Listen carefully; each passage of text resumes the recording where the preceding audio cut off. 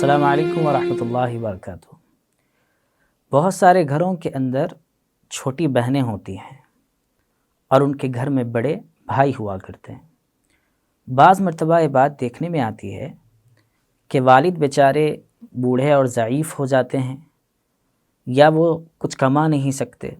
ان کی وہ عمر نہیں ہے جس میں وہ کمائیں، تو ایسی صورت میں گھر کے جو بڑے بھائی ہوتے ہیں وہ لوگ گھر کے اخراجات کو سنبھالتے ہیں۔ ایسے موقع پر ایک مسئلہ بار بار یہ آ جاتا ہے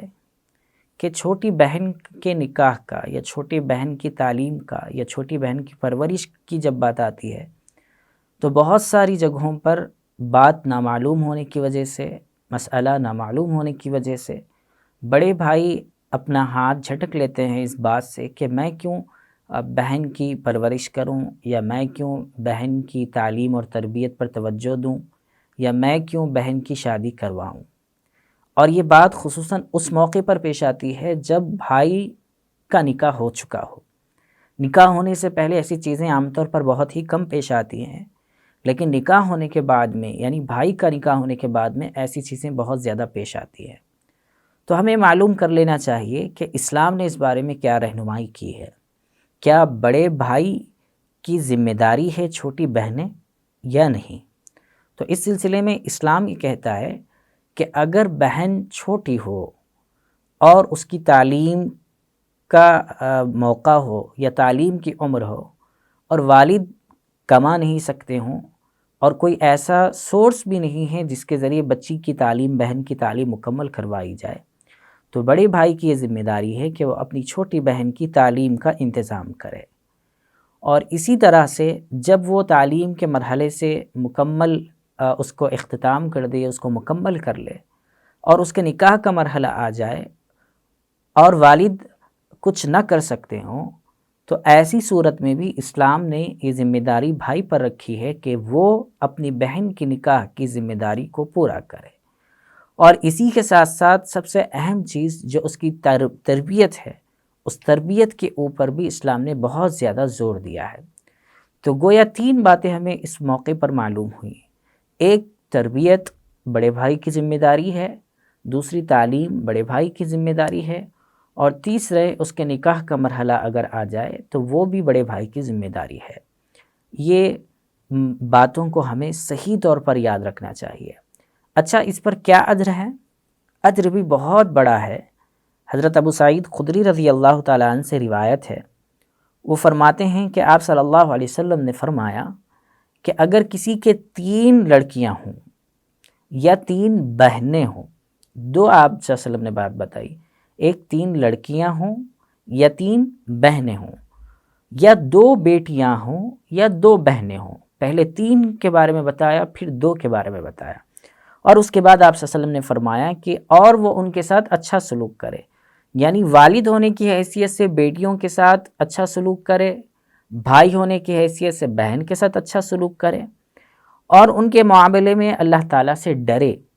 یعنی ان کی تعلیم اور ان کی تربیت اور ان کے نکاح کے سلسلے میں جو باتیں، جو مراحل پیش آتے ہیں اس میں اللہ کے حکم کو مانے اور اللہ کے حکم کی خلاف ورزی نہ کرے، تو اس کے لیے جنت ہے۔ بڑی اہم بات آپ صلی اللہ علیہ وسلم نے یہاں پر ارشاد فرمائی کہ اس کے لیے جنت ہے، اور یہ بات ہم دیکھ سکتے ہیں ترمذی شریف حدیث نمبر 1916 پر، کہ آپ صلی اللہ علیہ وسلم نے یہ 3 باتیں، یعنی اتنی بڑی خوشخبری ایسے شخص کے لیے جس کے یہاں 3 بیٹیاں ہوں یا 2 بیٹیاں ہوں، اور ایسے شخص کے لیے جس کے یہاں 3 بہنیں ہوں یا 2 بہنیں ہوں، ان کی تعلیم پر اور ان کی تربیت پر توجہ دے اور اللہ کے احکام کی خلاف ورزی نہ کرے،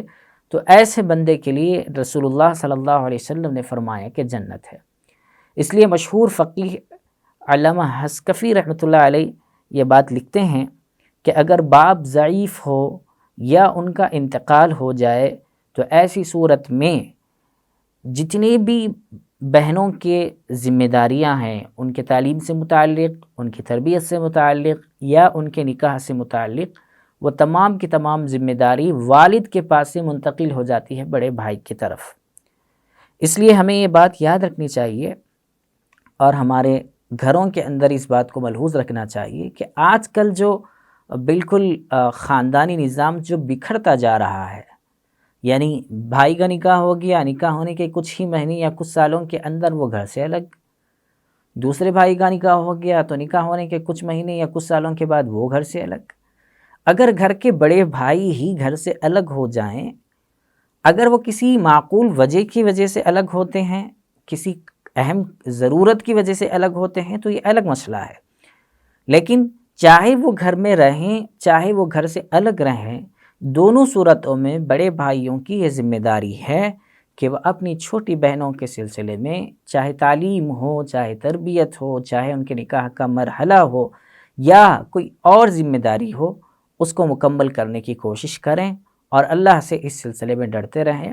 ورنہ ماحول اتنا بگڑتا جا رہا ہے کہ ہر شخص نفسا نفسی کے عالم میں ہے۔ یعنی اگر اس کا نکاح ہو چکا ہوتا ہے تو وہ ان تمام ذمہ داریوں سے اپنے آپ کو دور رکھنا چاہتا ہے، اور ایسی کوئی ذمہ داری وہ قبول ہی نہیں کرنا چاہتا جس سے وہ جو ہے کچھ مسائل میں گرفتار ہو سکتا ہو۔ بلکہ کتاب کے اندر یہ بات بھی لکھی ہے کہ اگر بہن ہے، مثال کے طور پر بعض جگہ ایسی بھی بات پیش آ جاتی ہے کہ بہن کا نکاح ہو چکا اور طلاق ہو گئی، اب طلاق ہو گئی تو وہ بیچاری جو کام نہیں کر سکتی، جو ایجوکیٹڈ نہیں ہیں یا وہ کوئی گھر سے باہر نہیں نکل سکتی ہے، تو ایسی صورت میں بھی علماء نے بات لکھی ہے کہ اس کے اخلاقی فریضہ یہ ہے بڑے بھائیوں کا،